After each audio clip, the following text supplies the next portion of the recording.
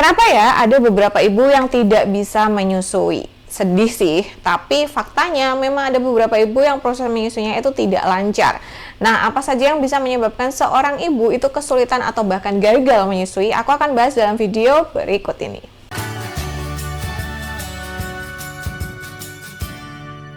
Halo, selamat datang di Kriwil Life, ngobrolin kesehatan bareng aku Bidan Kriwil. Hari ini aku mau ngomongin soal kenapa nih ada beberapa ibu yang kurang lancar proses menyusuinya. Tapi sebelum aku bahas lebih lanjut, jangan lupa untuk klik dulu tombol subscribe-nya dan nyalakan lonceng notifikasi supaya kamu gak ketinggalan video terbaru dari aku. Ada beberapa faktor yang bisa menyebabkan kenapa seorang ibu itu kesulitan untuk menyusui. Kita akan bagi menjadi 4 faktor. Yang pertama adalah faktor fisik, baik itu fisik ibu maupun fisik bayi. Nah, apa nih yang dimaksud dengan faktor fisik? Yang pertama adalah produksi ASI yang memang kurang. Ini bisa karena perjalanan waktu ketika menyusui kurang dirangsang, atau bisa juga karena memang ibu ini memiliki masalah kesehatan yang menyebabkan adanya gangguan hormonal sehingga produksi ASI itu tidak bisa banyak. Seperti misalnya ibu dengan riwayat PCOS atau ibu yang proses persalinannya itu traumatis sehingga oksitosinnya terganggu. Nah, ini bisa menyebabkan produksi ASI-nya itu kurang atau seret sehingga hal ini menyebabkan ibu kesulitan untuk menyusui. Yang kedua, bisa juga disebabkan karena ada masalah pada payudara, entah itu misalnya karena bentuk putingnya. Walaupun aku sudah sering banget bilang semua bentuk puting itu bisa menyusui, kalian bisa tonton video yang ini untuk lebih jelasnya.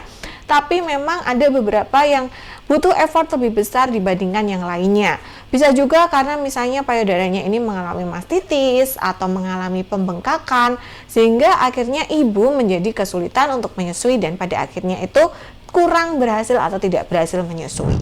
Yang ketiga bisa karena kondisi fisik bayinya.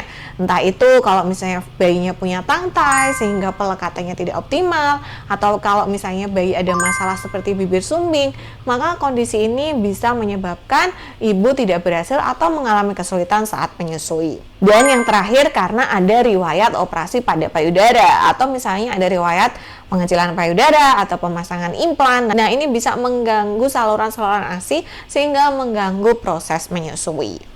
Yang kedua karena faktor kondisi medis bayi. Jadi kondisi medis bayi itu bisa berpengaruh juga pada proses kelancaran proses menyusui.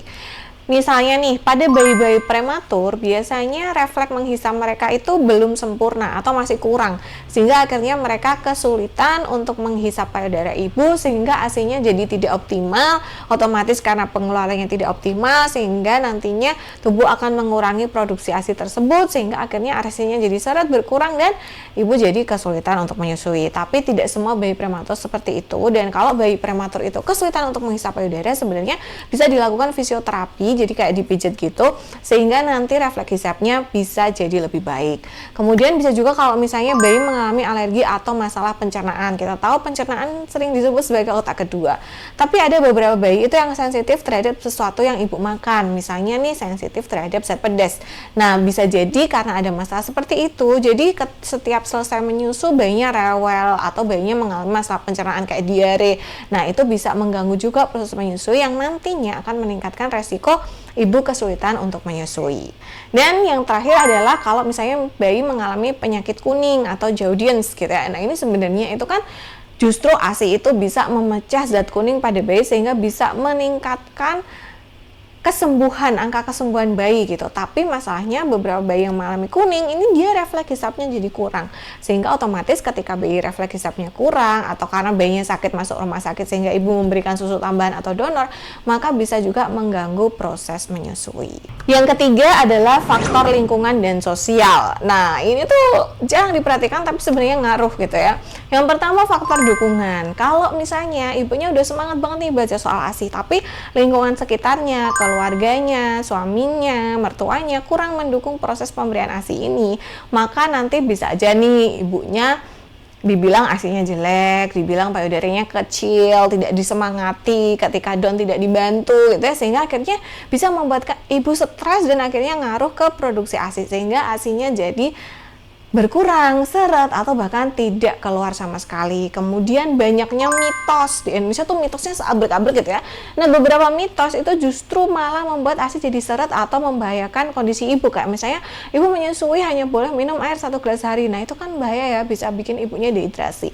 Nah, kondisi ini bisa mengganggu proses menyusui sehingga ibu bisa gagal menyusui. Selanjutnya bisa juga karena ibu terlalu dini masuk kerja gitu, sehingga belum banyak nih persiapannya untuk kembali menyusui di tempat kerja. Ditambah kalau misalnya di tempat kerja lingkungannya kurang mendukung untuk pumping misalnya, jadi akhirnya produksi ASI-nya pun jadi terhambat, ibu jadi jarang pumping, jarang direct breastfeeding, sehingga akhirnya tidak berhasil untuk menyusui.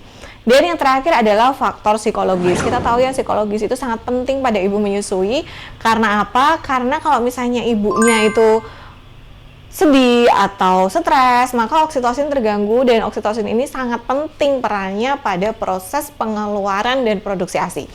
Jadi kalau misalnya ibunya stres atau kelelahan, maka ini bisa mengganggu oksitosin yang ada di tubuh ibu dan menyebabkan ASI-nya jadi kurang.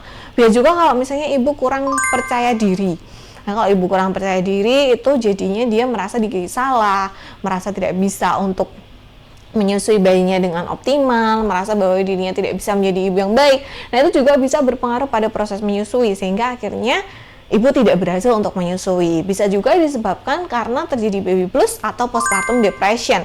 Nah, kondisi ini, kalau baby blues itu kan memang merupakan kondisi yang cukup sering dialami oleh ibu, tapi kalau misalnya tidak diperhatikan, bisa nanti menjadi postpartum depression. Nah, kalau postpartum depresi atau PPD ini itu akan bisa sampai mengganggu ibu ketika dia berfungsi sebagai ibu. Jadi kalau ibu yang mengalami PPD itu bisa jadi dia tidak bisa menjalankan perannya sebagai ibu, sehingga ya akhirnya tidak bisa menyusui, seperti itu. Nah, kita bisa banget untuk menghindari faktor-faktor yang aku sebutkan tadi supaya tidak terjadi, sehingga tidak mengganggu proses menyusui. Salah satunya dengan apa? Salah satunya dengan belajar tentang ASI dan juga melibatkan keluarga dan lingkungan sekitar, sehingga kita punya backingan atau dukungan.